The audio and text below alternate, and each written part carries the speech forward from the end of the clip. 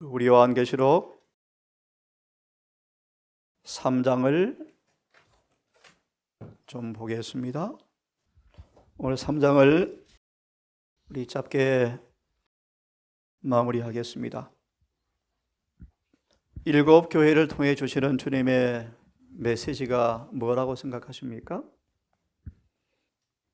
복음성경 주석 계시록 3장 5절 우리 장로님께서 이기는 자란이란 제목을 읽어주시겠습니까? 우리 복음성의 주석을 보고 읽은 다음 함께 조금 더 대화를 나누면 좋겠습니다. 읽어주십시오. 이기는 자란, 여기서 이기는 자라고 표현한 것은 우리 각자가 이겨야 할 어떤 것이 있다는 것을 가리킨다. 계시록 3장 5절입니다. 계시록 3장 5절에 주석에 이기는 자란 제목이 있죠? 찾았습니까? 다시 한번 제가 강조하고 싶은 단어가 있습니다. 이기는 자라 표현한 것은 좀 따라하면 좋겠습니다. 우리 각자가 참 중요한 단어입니다. 그죠?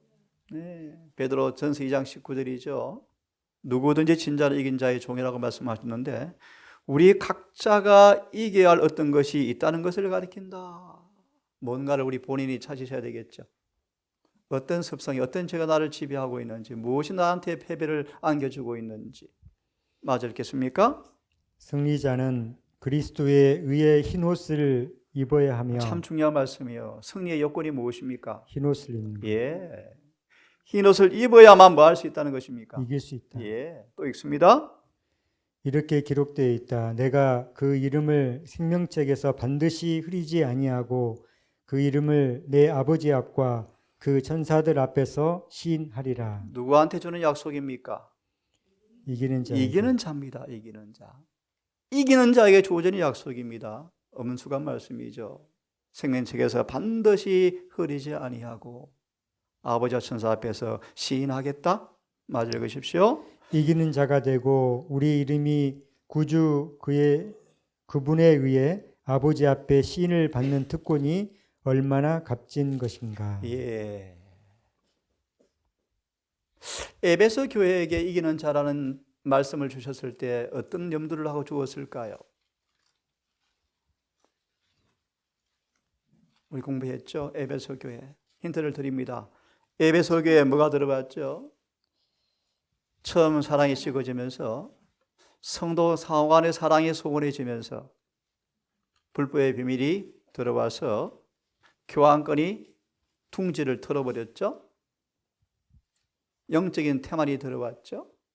예, 영적 게으름이 들어왔죠. 새로운 이론들이 들어왔죠. 특별히 니골라당의 행위가 들어왔죠. 처음 사랑을 회복하지 아니하면 이 일에 우리가 이기는 자가 되어지지 아니하면 이란 말씀과 연결된다고 생각하는데요. 처음 사랑 다시 한번 복습도 할 겸 읽어주면 좋겠습니다. 계시록 2장 1절 5절 주석을 찾으십시오. 복습을 잠깐 하겠습니다. 계시록 2장 1절 5절 악한 결과를 가져온 태만이라는 제목이 있습니까? 있죠? 첫 문단만 미숙 집사님 읽어주십시오. 자, 처음 행위를 가지라 이렇게 회개하지 아니하면 경고를 바라셨는데 무엇을 이기는 자가 될 것인가? 처음 사랑을 쉽게 했던 죄를 이겨야 되겠죠. 처음 사랑이 무엇인가를 한번 생각해 보기를 바랍니다. 읽어주십시오. 이 성경 말씀 속에는 하나님께서 받으시는 조건들이 개결되어 있다. 에베소 교회의 맨 처음 경험은 선한 일을 한 경험이었다. 예. 하나님은 그의 교회가 사랑과 동정으로 그리스도의 정신으로 나타냄으로써 하늘의 빛을 반사한다는 그 사실에서 기쁨을 얻으신다. 그 다음 잘 들어보세요. 그리스도의 마음속에 있었던 사랑. 어떤 사랑요? 그리스도의 마음속에 예. 있었던 사랑. 여러분 부자 청년이 뭐가 없어서 망했습니까? 바로 이거죠. 계속요. 친히 자기 몸을 들이사 인류를 위한 희생 제물이 되게 하신 사랑. 예. 고난을 당하시되 사람들의 가진 욕설들을 다 참으시고 심지어 마귀라고 불리움을 받으셨지만 그 모든 것을 인내로서 참으시게 한 사랑. 그의 봉사기간 동안 강력한 치료 사업을 하도록 그를 촉발시킨 사랑. 음흠. 이 사랑이 그의 제자들의 생애에 나타나야 할 사랑이다. 이 사랑으로 우리가 뭐 하지 아니하면 회개하고 다시 돌아가지 아니하면 정말 두려운 경고죠. 촛대를 옮기리라. 그 다음 말씀 참 중요한 말씀입니다. 마저 좀 읽어주면 좋겠습니다. 그러나 그들은 그리스도의 그러나 친절과 그들은 이런 책망에도 불구하고 뭐요? 그러나 그들은 기회를 받아들입니까? 안 드립니까? 안 그리스도의 친절과 동정심을 마음에 품기를 게을리하였다. 드립니다. 예. 타고난 품성의 기질 가운데 나타난 자아가 선하고 숭고한 사업의 원칙들을 우리가 망쳐버렸다. 뭘 이길 것인가? 개인적으로 타고난 품성의 기질이 뭔가? 그 다음요. 에베소 교회의 신자들은 그리스도인들을 의미하는 것임이 확실하다. 예. 주 예수께서는 그들에게 전부라고 할 수 있는 중요한 것을 잃어버렸다는 것을 기어이 그래 보여주시겠다고 보세요. 하신다. 기어이 보여주시겠다고 말씀하신다. 그 다음요. 그리스도를 강권하사 우리를 위하여 죽게 하신 그 사랑이 그들의 생애 가운데 충분히 드러나지 않았다. 이렇게 해서 그들은 구주의 이름에 영광을 돌릴 수가 없었다. 그리고 그들이 처음 사랑을 잃었을 때에 거짓의 아비가 창안해낸 온갖 과학적인 이론들에 관한 지식들이 난무하였다. 참 의미심장한 말씀으로 마무리합니다. 온갖 마귀가 창안하는 과학적 이론들이 교회 안에 난무하였다. 이 가운데 하나가 니골라당, 발람의 교리. 자, 그만큼 하고요. 7교회 기회를 왜 주셨는가 마무리해야 될 것 같습니다. 대정토 서문을 보시면 사단이 하나님의 교회 시대에 어떻게 교회를 부패시키는 것을 지혜를 얻어서 사단의 책략과 그의 기만에 성공적으로 대처하여 읽어보셔 나중에 어떻게 흠도 없이 점도 없이 그분 앞에 설 수 있는가라는 뭘 주기 위해서 지혜를 주기 위해서 7교회를 기술하였다. 또 두 번째, 세상을 사랑하는 교회들에게 미움을 당한 진리가 어떻게 보존되어 왔는가를 7교회를 통하여 간략하게 기술하였다고 말씀하죠. 그러기 위해서는 성경말로는 조금 어렵습니다. 예를 들어서 이 에베소의 서문으로 넘어가면서 사단의 전략과 전술이 어떤 진리를 타켓으로 삼아서 공략해서 무너졌는가 성경은 보이지 않습니다. 물론 구약을 통해 조명할 수 있지만 그렇게 하는 분이 많지 않죠. 그래서 대정토 읽어보시면요 잘 나와요. 그래서 마지막 라오디가 교회까지 전달된 진리의 깃발이 무엇인지 우리가 그걸 찾으시고 진리를 보관할 의무가 있습니다. 자, 3장 시간이 흘러가겠죠. 3장을 좀 보면서 이제 함께 하겠습니다. 우리 두아디라까지 말씀을 보았습니다. 오늘은 4대 교회 사자. 4대 교회는 어느 시대, 시대적으로 말하면 어느 시대를 가리키는 시대입니까? 종교개혁을 통해 탄생한 개신 교회 시대다. 우리 집사님께서 좀 읽어주시겠습니까? 1절, 2절까지만. 사대교회의 사자에게 편지하기를 하나님의 7영과 7별을 가진 이가 가라사대. 이게 무슨 뜻일까요? 학생이제 7영과 7별. 하나님의 7영과 7별. 어떤 의미일까요? 생각해 보셨습니까?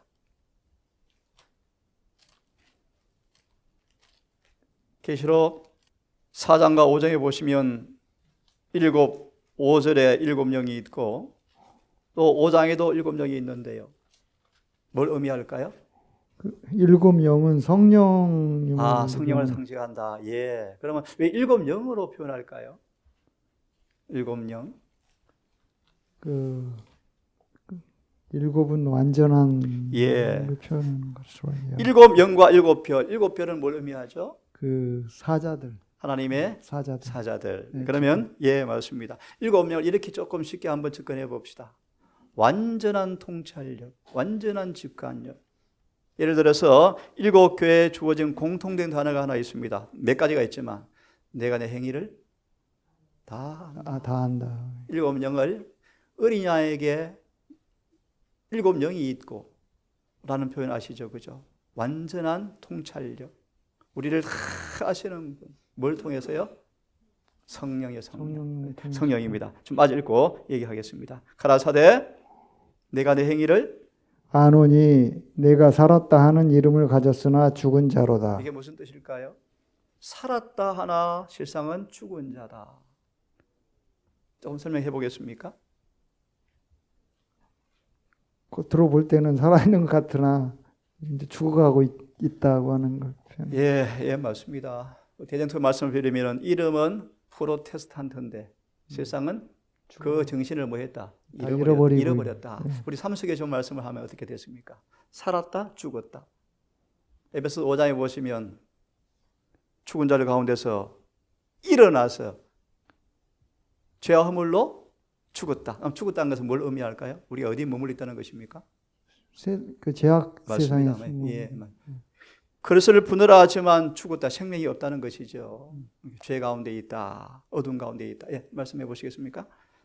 살았다나 실상은 죽은 자로다. 계속 좀 읽어 보십시오. 너는 일깨어 남은 바 죽게 된 것을 굳게 하라. 예. 내 하나님 앞에 내 행위의 온전한 것을 찾지 못하였느니. 예, 우리 읽으셨으니까 3장 주석을 좀 펴시면 3장 1절과 5절에 두 번째 계시록 3장을 읽으라라는 말씀이 있죠. 찾았습니까? 읽어 주십시오. 사대 교회에 보내시는 기별에는 3장을 읽으라라고 말합니다. 그러면서 사대 교회에 보내시는 기별에는 두 부류의 사람들이 제시되어 있다. 사대교회 기별에 뭐가 있다? 두 부류가 있다. 어떤 사람요? 한 부류는 살았다 하는 이름을 가졌으나 죽은 자들이요. 죽은 자들이요. 다른 한 부류는 이기는 자가 되기 위해서 노력하고 있는 사람들이다. 이들이 누굽니까? 앞에 나오죠. 사대에 충실한 자 몇 명이 있더라. 그 다음 읽으십시오. 계시록 3장에 있는 이 기별을 연구해 보라. 예. 계시록 3장 1절 2절 인용. 예. 남은 바 죽게 된 사람들은 누구를 말하는가? 예. 어떻게 하다가 그들이 이렇게 되었는가? 예. 거기에 나와 있는 설명은 내 하나님 앞에 내 행위의 온전한 것을 찾지 못하였다고 하였다. 그러면서 말하기를 이 기별은 오늘날의 교회에 보내시는 기별이기도 하다. 맞습니다. 사대 보혜에 주어지는 기별이 어디에 해당된다고요? 지금 현재 우리한테 지금 우리에게요. 우리에게. 그 다음요. 우리는 계시록 3장 전체를 전체가 뭐니까 사대. 그 다음 누구죠? 빌라델비아, 라우디게아 이 전체가 뭐요? 우리에게 적용해야 한다. 읽어보십시오. 다 읽어보고 그것을 적용해야 한다. 한다. 그 다음요. 라우디게아 교회에 보내는 기별은 특별히 오늘날의 하나님 백성들에게 적용된다. 예. 즉 그것은 그리스도인이라고 공언하지만 세상을 너무나 닮았기 때문에 다른 말로 살았다나 그 죽은 차이를 자다. 거의 예. 찾아볼 수 있는 사람들에게 보내시는 찾아볼 수 없는 사람들에게 보내시는 기별이다. 그것이 뭐요? 3장이다. 또 살았다나 죽은 자의 모습이다. 자, 돌아오십시오. 3장으로 돌아와서 남은 바 죽게 된 것을 또 다른 번역은 살아있지만 죽어가는 것들에게 생기를 돋우어라 라고 표현하죠. 내 앞에서 온전한 것을 찾지 못하였다 라고 말씀하시는데요. 이런 부분도 주석을 좀 참조하시면 좋겠습니다. 3절을 좀 보겠습니다. 3장 3절. 그러므로 내가 어떻게 받았으며 어떻게 들었는지 생각하고 지키어 회개하라. 예, 프로테스탄트 여러분 아시죠? 그죠? 어떻게 진리를 받았는지, 어떻게 들었는지 생각해보고 지키어서 뭐하라? 회개하라. 그 다음요. 만일 일깨지 아니하면 내가 도적같이 이르리니 어느 시에 내게 임할는지 내가 알지 못하리라. 이 무슨 뜻이죠? 내가 도적같이 이르리니 어느 시에 내게 임할는지 내가 알지 못하리라. 예레신에서는 은혜 시간에 끝을 의미하는 성경 구절로 인용합니다. 어느 시에 임할지 알지 못한다. 얘를 문자적으로 적용하면 둘째 천사의 기비 선포되었을 때 4대 교회에서 촛대가 뭐였습니까? 떠났어요. 그래서 그때 뭐가 되었죠? 개신교회는? 바벨론이 되었죠. 이 말을 그들은 도무지 이해 못하지만 7장이 떨어질 쯤이야 이해한대요. 아, 우리가 바벨론이었구나. 충격적이죠. 충격적이죠. 맞아 읽으십시오. 그러나 사대에 그 옷을 더럽히지 아니한 자 몇 명이 예, 이기는 자가 되려고 노력하는 사람들이 있죠. 그래서 흰 옷을 입고 나와 함께 다니리니 그들은 합당한 자인 연고라. 참고로 이 구절을 잠시 봅시다. 3장 1절 5절을 펴겠습니까? 읽으십시오. 사대 충실한 자가 몇 명이 내게 있다. 마태 22장 14절 뭐죠? 청함을 받은 자는 많되 택함을 입은 자는 적다. 흰옷 입은 사람들이죠. 읽으십시오. 사대 교회에 있는 많은 사람들, 말하자면 하나님께 대한 의무에 무지하고 많은 사람들은 많은데요. 무지하고 그 다음요. 부주의하는데 사람들 중에 충실한 자 몇 명이 있다고 하셨다. 예, 몇 명이 있다고 말하고 있다.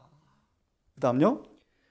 그러나 사대에 그 옷을 더럽히지 아니한 자 몇 명이 내게 있어 흰 옷을 입고 나와 함께 다니리니 그들은 합당한 자인 연고라. 그 다음 같이 읽어보겠습니까? 시작. 사대에 사덕에 있는 이들만큼 크게 은총을 입은 사람은 누구인가?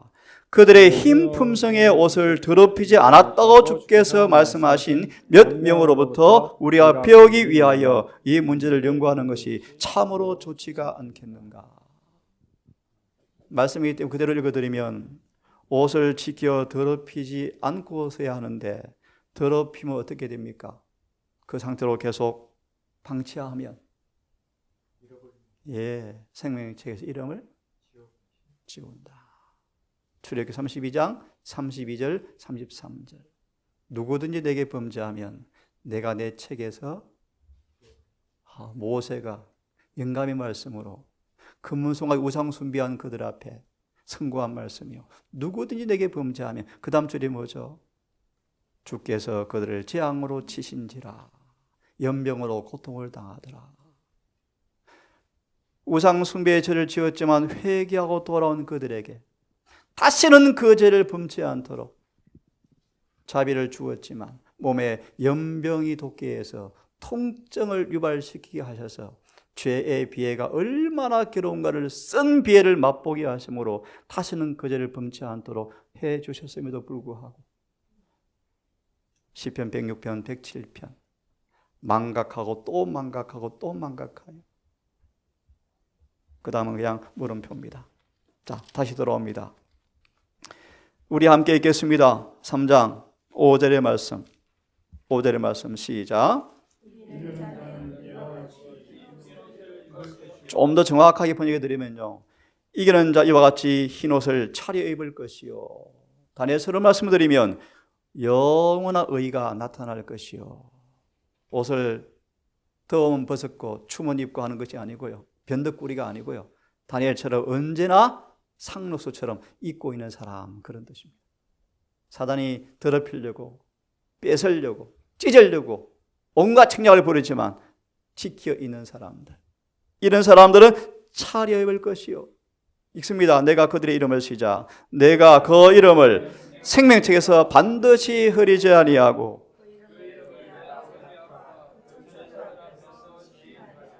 흐리지 아니한다 말의 의미에 포함된 뉘앙스는요 이름이 흐려질 사람이 있다는 것이죠. 이 말의 의미를 예니시는 말합니다. 그들의 이름이 차츰차츰 희미해져 간다. 한번 범죄하면 탁 지우는 것이 아니고요 우리의 선택에 따라서 하늘의 책 이름이 점점 밝아지기도 하고 희미해지기도 하는 그런 의미를 내포하는 구절이에요. 이게 4대 교회입니다. 4대 교회. 개신교 시대죠. 여러분 진리를 어떻게 들었습니까? 피를 뿌렸죠. 피를 무수한 피가 뿌려졌죠. 그죠? 그렇게 받은 이 진리를 그들이 금방 어떻게 합니까? 잊어버려요. 빼앗겨요. 더럽혀요. 그래서 살았다는 이름은 가졌지만 개신교회가 이름만 가진 개신교회이죠. 실상은 죽었죠. 이 기별이 또 어디에 해당한다? 제7일 안식일 예수 재림교회. 나중에 언급해 드릴 시간이 있을지 모르지만 1853년 엘런 화이트 계시를 받고 1853년이면 일곱 교회 시대로 따지면 어느 시대입니까? 혹시 아셔요? 빌라델비아 시대입니다. 개린교회는 언제부터라고 역사적으로 뭐 대충 우리 이해합니까? 1863년에 공식적으로 교회가 창설되었죠. 그때부터 라오디아 교회라 그러는데 한번 들어보실래요? 1853년은 10년 전입니다. 10년 전이요. 그때 화이시 무슨 계시를 받았는가? 이미 교회가 라오디게아 교회 상태에 들어갔다라고 했을 때 빌라델비아 교인들이 그 화이 부인의 기비를 거절했대요. 아니야, 우리는 어느 시대야? 어느 시대야? 빌라델비아. 빌라델비아는 뭐가 없습니까? 책망이 없는 교회. 자, 돌아와세요. 6절을 함께 읽습니다. 시작.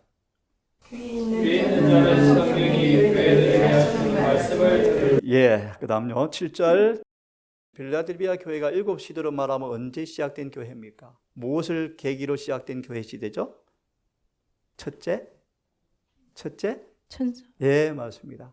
첫째 천사의 기별이 선포되어지면서 보세요.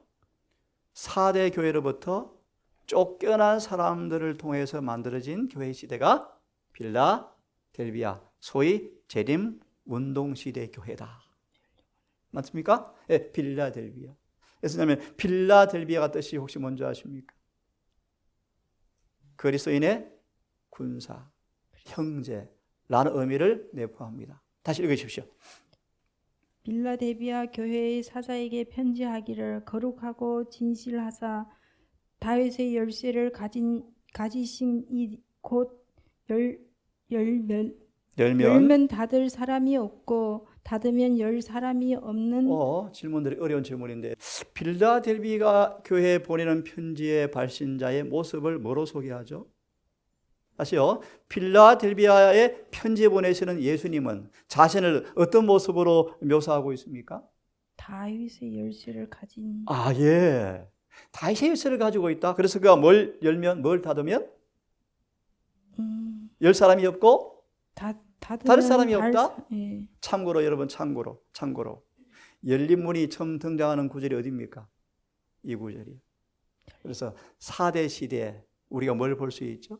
하늘의 문을. 어떤 문이죠? 지성소의 지성. 예.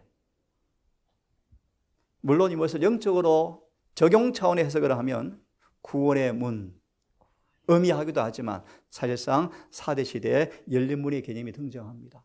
자, 읽으십시오. 8절. 볼지어다 내가 내 앞에 열린 문을 두었으되. 참고로 열린 문이라는 챕터가 어디 나오죠? 초기 문집에 딱 나오죠. 그래서 개인적으로 읽어보시고요. 열린 문을 두었으되 읽으십시오. 능히 닫을 사람이 없으리라. 내가 내 행위를 아노니. 이게 무슨 뜻이죠? 사단은 열린 문을 통하여 오시는 기별을 거절하도록 사람들을 완고하게 붙들어 들려고 엄청 발악을 하죠. 그런데 다쳐요, 안 다쳐요? 다칠 수가 없죠. 누가 이런 오셨는데요?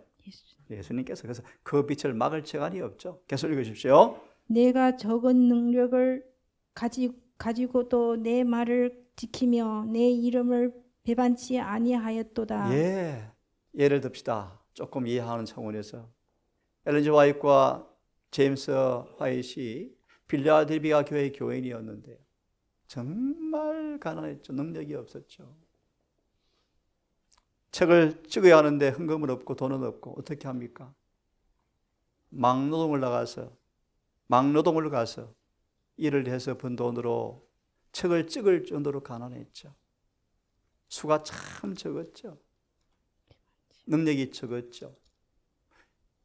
그런 가운데서라도 뭐 했다? 내 말을 지키고 내 이름을 배반치 아니하였다. 책망받을 것이 없는 것은 아니었겠죠. 9절을 읽겠습니까?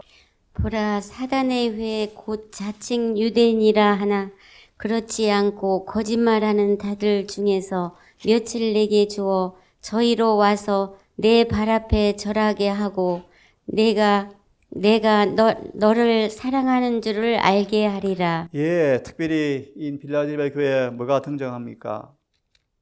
사단의 회. 참고로 계시록 2장 9절 주석을 한번 펴겠습니까?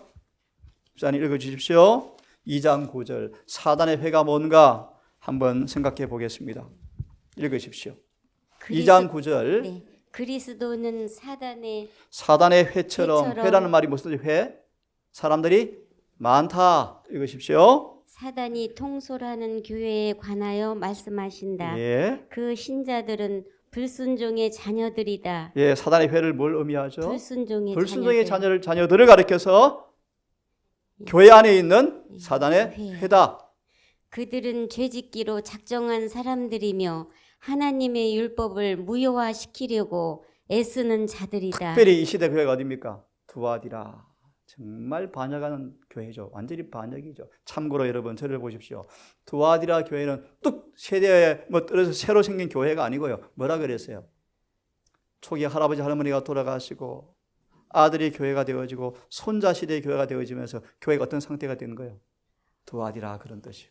다시 말하면 처음 사랑을 잃어버린 에베소 교회가 점점 시간이 흘러가자 뭐로 바뀐 거예요? 예를 들어서 우리 자흥교회 지금 70년이 넘은 교회인데요. 예전 시대 교인이 아무도 없어요.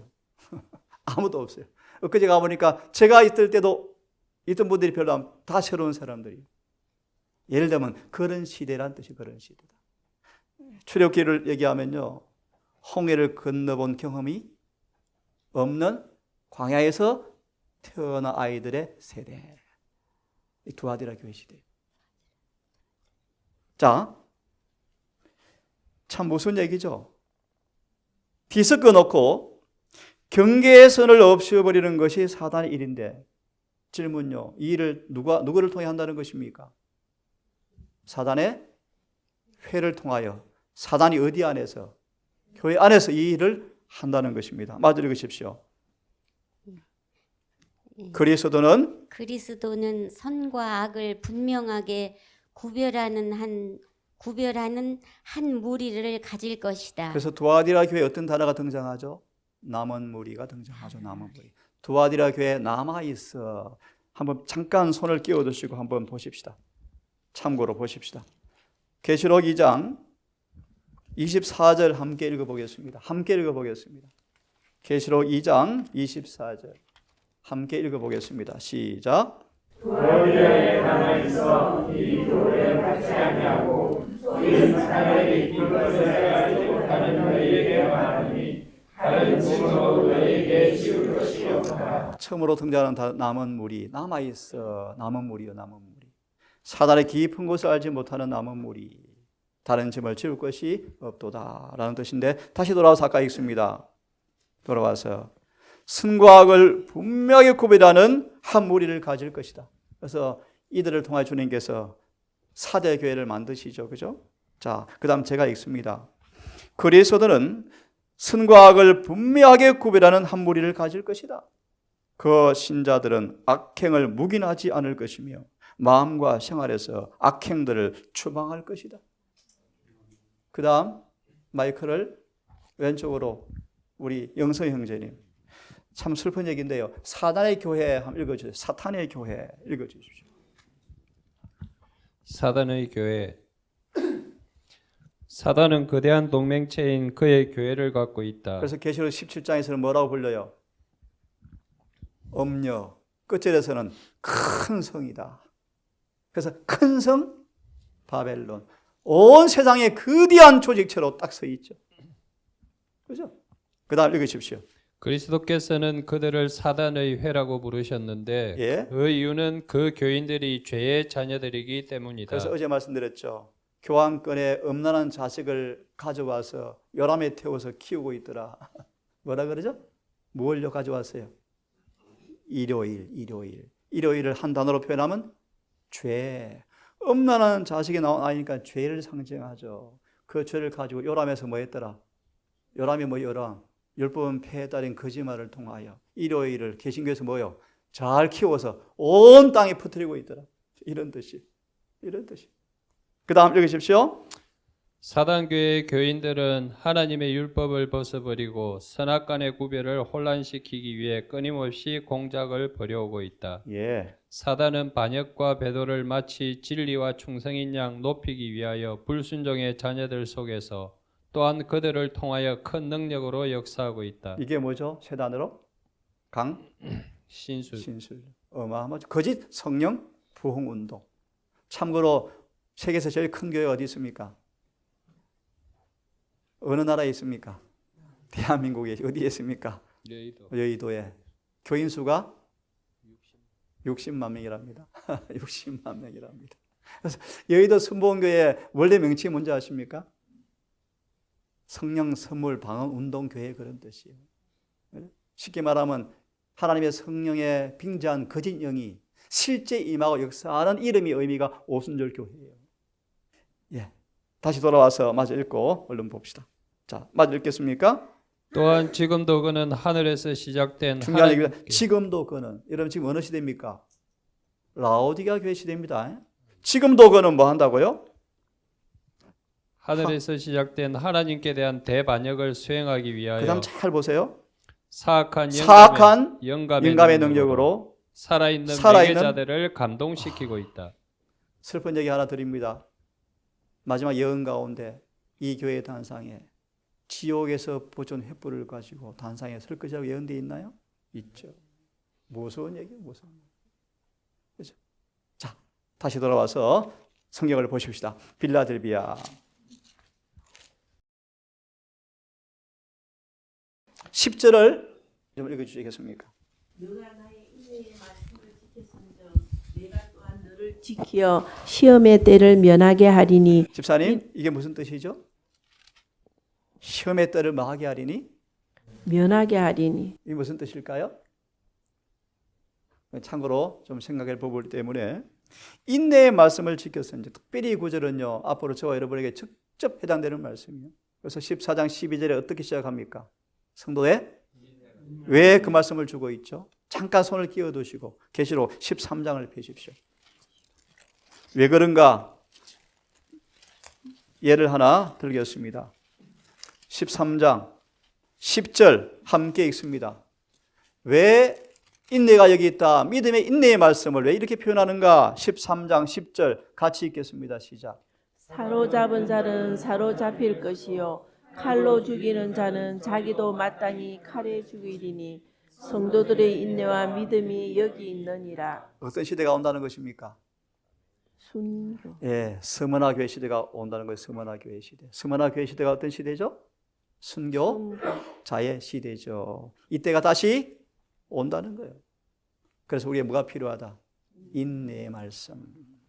그들에게 뭘 약속했죠? 다시 돌아와서 우리 집사님 아까 3장 10절을 다시 읽으면 인내의 말씀, 말씀을 뭐로 표현하죠? 인내의 말씀이다.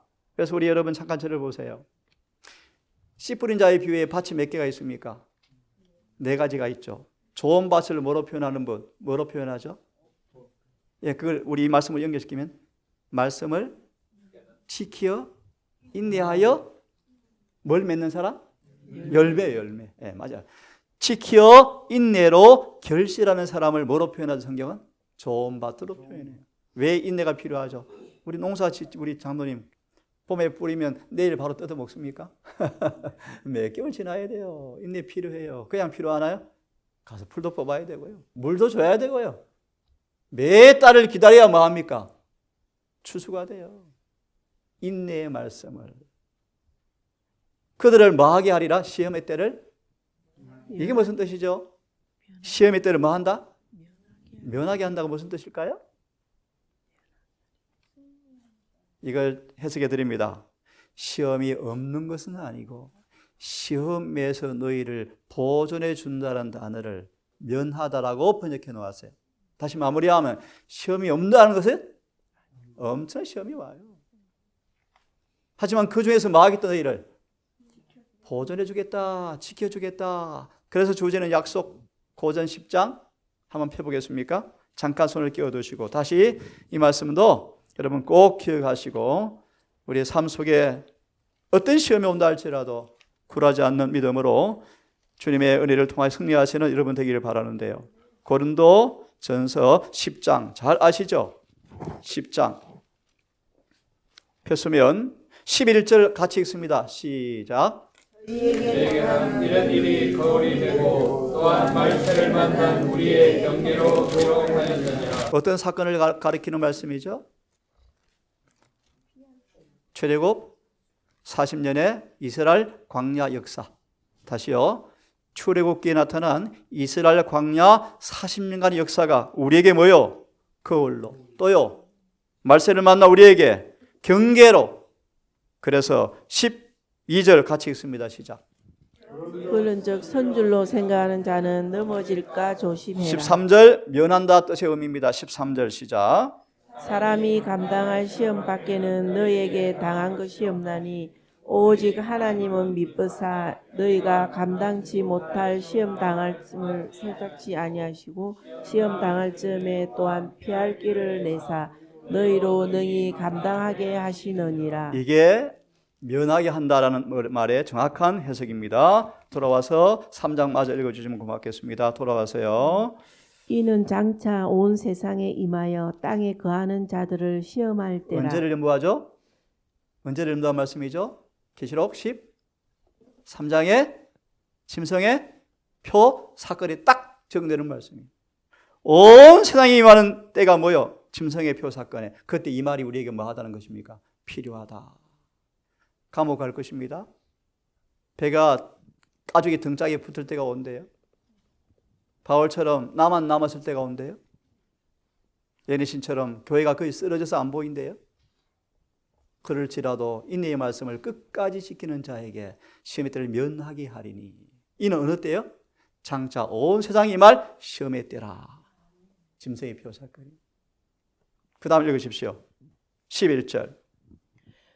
내가 속히 이 말이니 너가 가진 것을 굳게 잡아 아무나 내 면류관을 빼앗지 못하게 하라. 예, 감사합니다. 그 다음 넘어가서 12절을 읽어주십시오. 12절. 이기는 자는 내 하나님 성전의 기둥이 되게 하리니 그가 결코 다시 나가지 아니하리라. 이 빌라델비아 교회에 이런 용어를 쓰고 있을까요? 이런 표현을?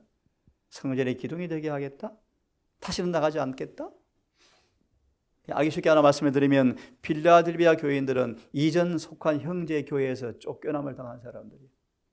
그죠? 그래서 이들에게 그 서름 슬픔. 그죠? 화이트 자매가 감리교에서 쫓겨났잖아요. 얼마나 슬펐어요. 그죠? 그들에게 주신 말씀인데, 자, 읽으십시오. 내가 하나님의 이름과 시작. 내가 하나님의 이름과 무슨 뜻이라 하나님의 그랬죠? 성. 무슨 뜻이라 그랬죠? 하나님의 이름, 특별히 12절을 가리켜서 계시록 7장 1절과 4절을 풀이해 놓은 겁니다. 하나님의 인의 내용이 세 가지입니다. 하나님의 인의 내용이 세 가지. 첫째, 하나님의 이름과 무슨 뜻이라 그랬죠? 품성. 예, 품성 맞습니다. 계시록 14장 1절 암송할 수 있는 분. 또 내가 보니 공중에 어린양과 함께 천사가 14만 4천이 하늘 시온산에 서 있는데 그들의 이마에 하나님의 아버지의 이름이 기록되어 있더라. 마무리하면 이 빌라델비아 교회 이기는 자에게 주어진 약속이 뭔가? 하나님의 이름과 장로님 말씀 맞습니다. 그러면 품성으로 말씀하셨는데 이렇게 얘기합시다. 아, 그분의 자녀 확실하네. 맞나요? 그죠? 예니시는 하나님의 소유물이 되었다. 두 번째 읽으십시오.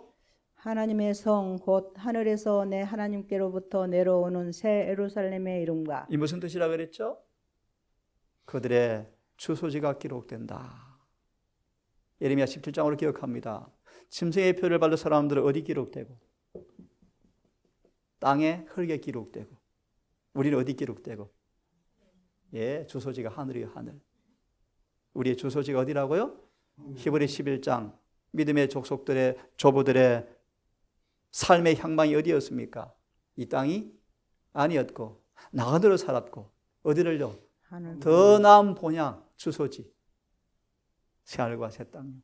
몇 번째 사십니까? 가봅시다. 그 다음 읽으십시오. 나의 새 이름을. 이게 무슨 뜻이죠?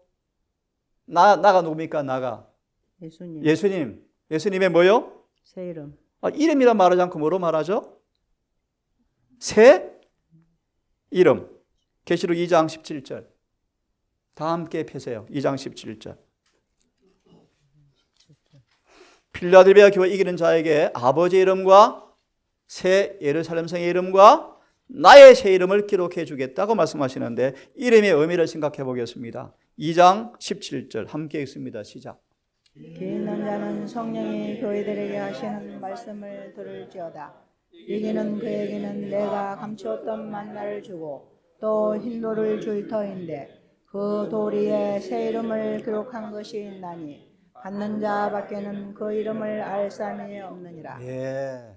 나의 새 이름이 뭘까요? 그럼 예수님이 새 이름이 적힌다는 것입니까? 뭐요? 예내시는 말합니다. 우리는 우리가 장차 받을 새 이름을 받을 준비를 하고 있는가? 새 이름은 품새에 따라 주어지는 이름을 의미해요.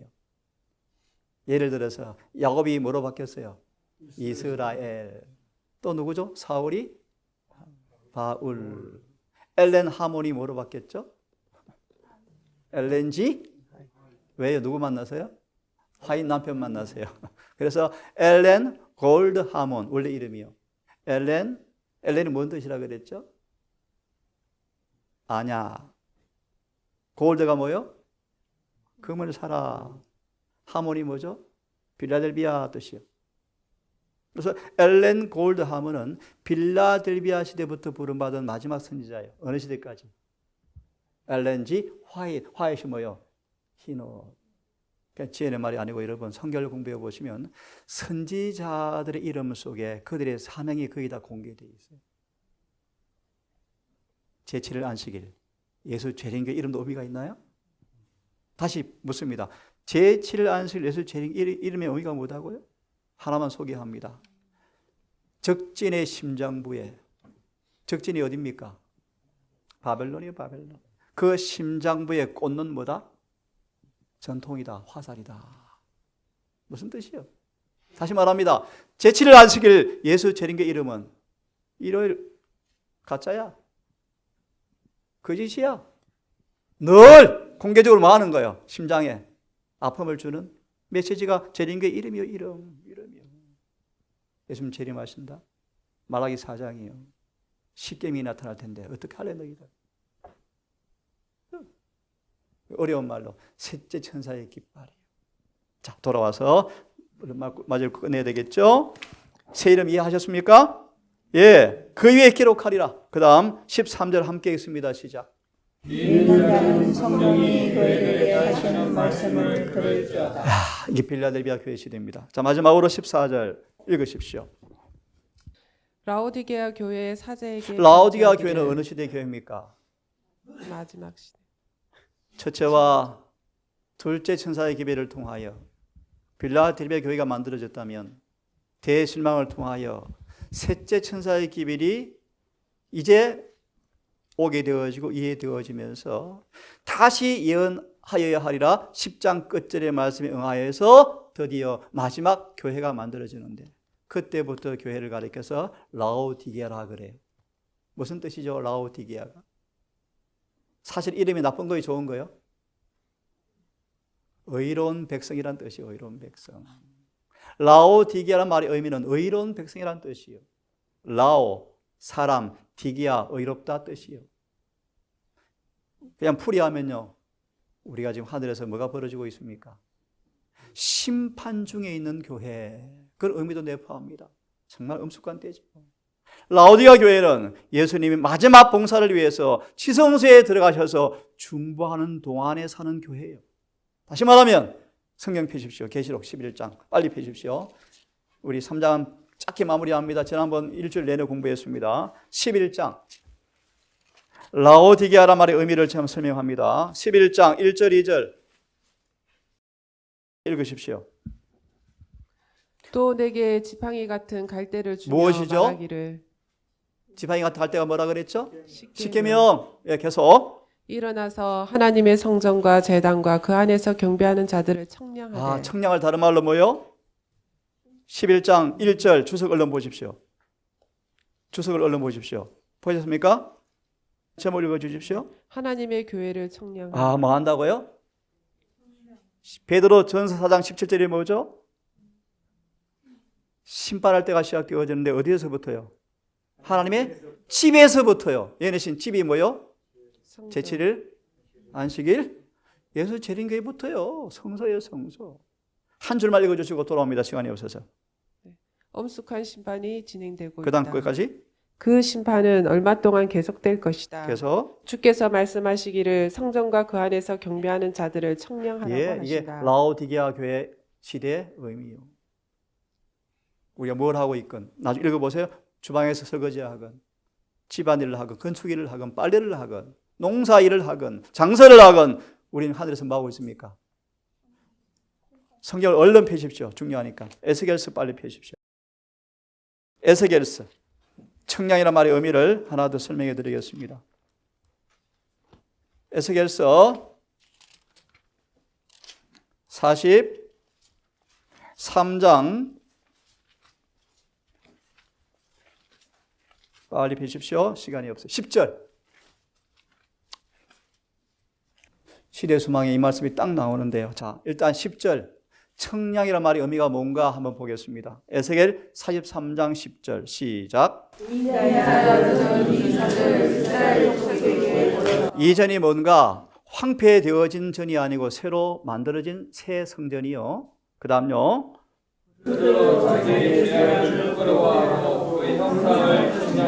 청량이라는 말이 무슨 말이요? 들어보세요. 성전과 우리를 뭐요? 우리의 죄악을 보고 부끄러워해서 뭐 해보라.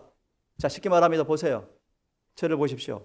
예수의 지상 생애를 뭐로 표현하죠? 예레신에서는 마치 모세를 통해 주었던 하늘의 성전을 모세가 보여준 시강대로 지어진 것처럼 우리는 성전 모본이신 예수 형상을 따라서 지어져야 한다.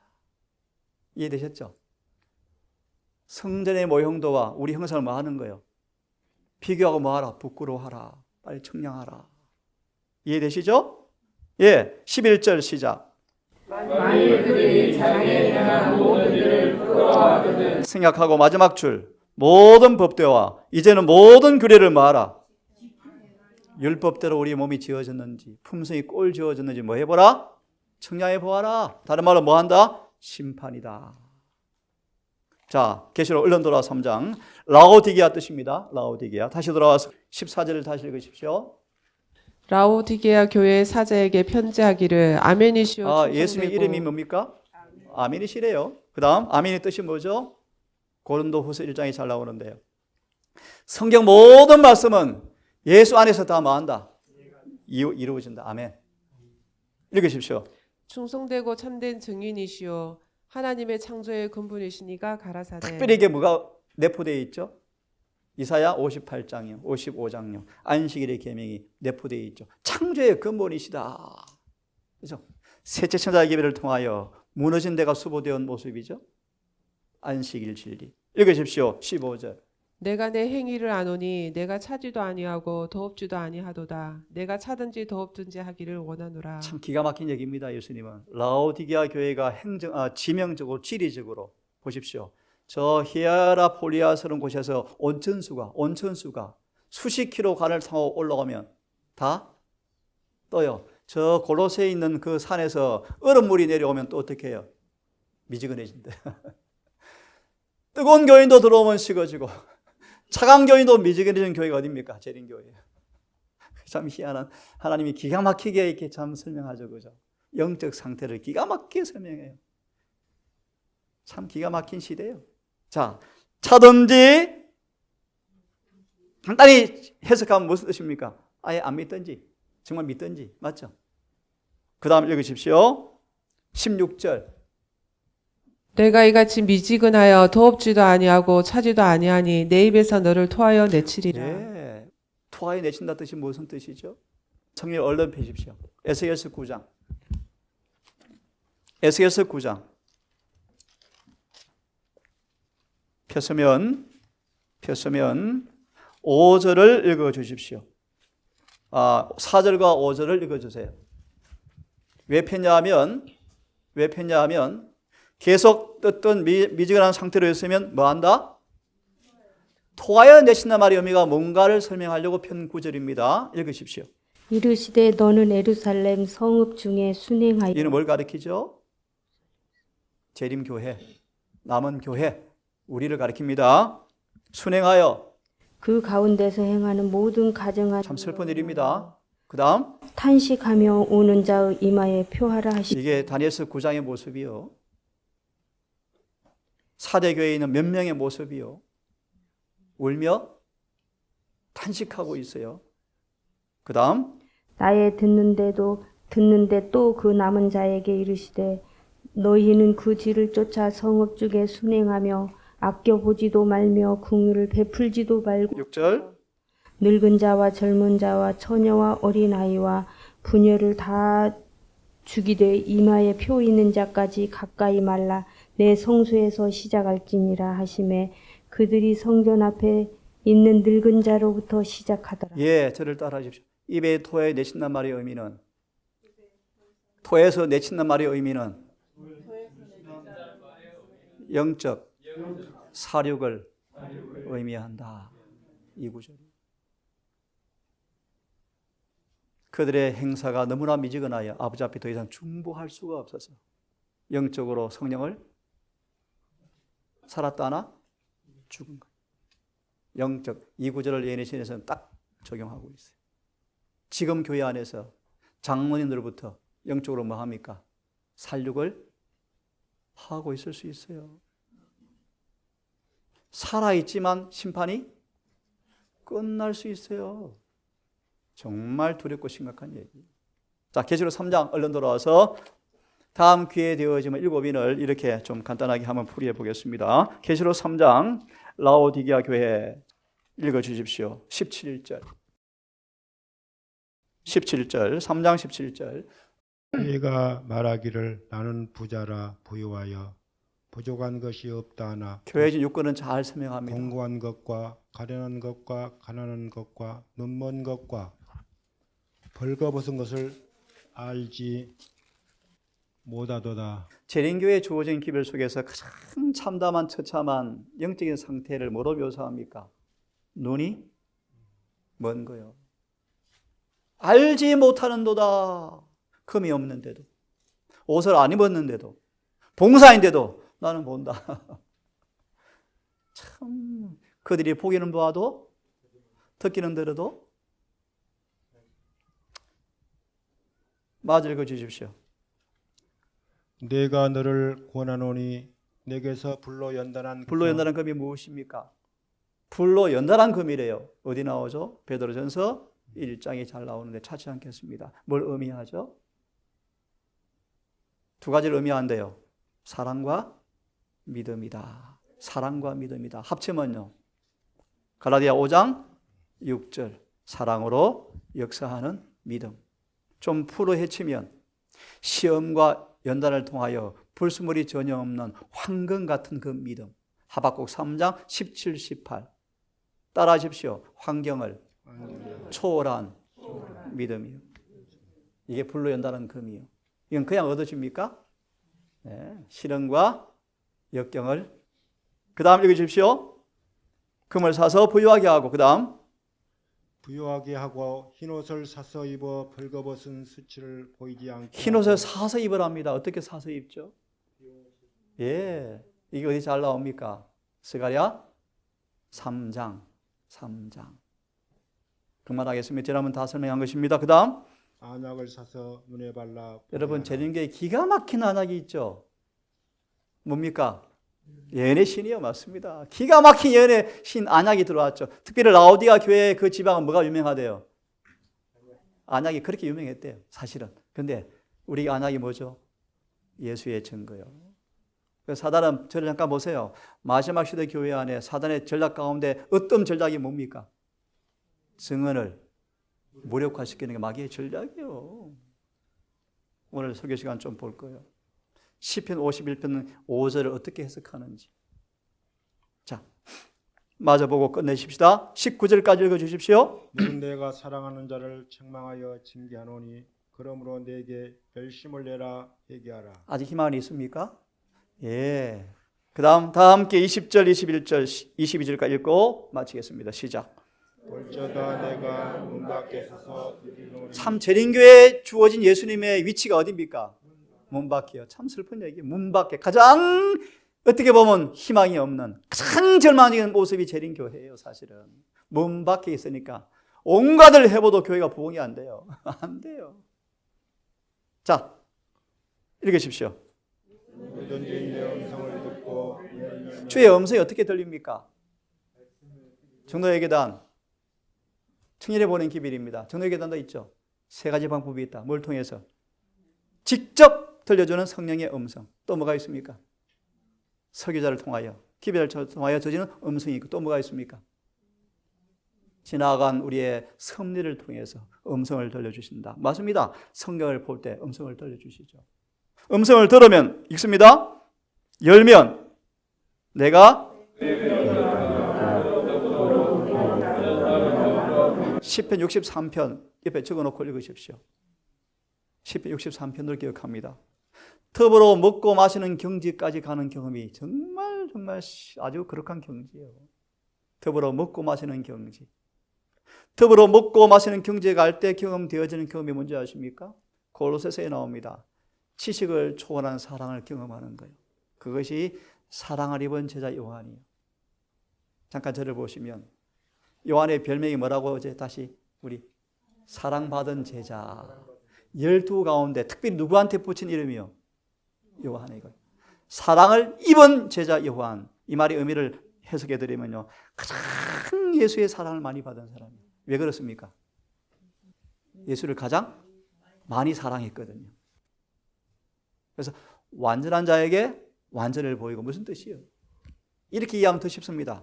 받은 빛이 따라 삶은 살수록 더 많이 받고 더 많이 빛이 밝아지고 있는 빛도 빛대로 안 살면 빛 받을 때보다 더 어두워지고 심각한 얘기예요. 그래서요. 재림교회가 가장 심각한 어둠이 와요.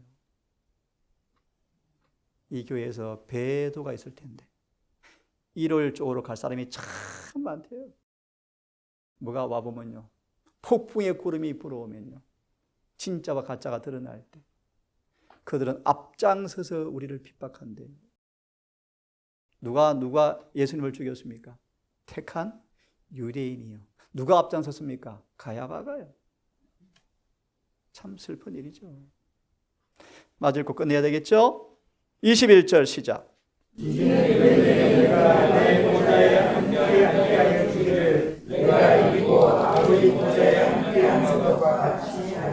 갈라디아 6장 7절로 기억합니다. 이 구절을요. 우리에게 이기는 자가 되라고 뭐한다? 촉구하고 있다. 그런 자에게만 뭐한다? 내가 이기고 보좌에 앉은 것처럼 함께 앉게 해주겠다. 이때가 언제입니까? 천년기요, 천년기. 함께 앉아서 뭐합니까? 심판을 베풀죠. 우리 하늘 가면 여러분 판사가 됩니다. 판사. 그 다음 22절 읽고 끝내야 되겠습니다. 시작. 예, 7교회 기별이요. 7인이 뭐죠? 7교회 키질에서 인치는 기별이요. 7 나팔이 뭐죠? 7교회 몽둥이요, 몽둥이. 7 나팔이요. 7 재앙이 뭐죠? 몽둥이 듣고 말 않는 사람 재앙 받을 거예요. 계시록 간단해요. 16장이 뭐죠? 7재앙이요. 17, 18이 뭐죠? 세상 끝나요. 19장이 뭐죠? 그분이 재림하실 거예요. 하늘에 새 주소지가 등장하죠. 대전투는 끝이 납니다. 7교회 기별들 여러분 잘 유념하셔서 우리 삶에 적용 실천하셔서 승리한 교회 되기를 간절히 바랍니다. 묵상으로 예배를 마치고 45분에 예배를 드리겠습니다.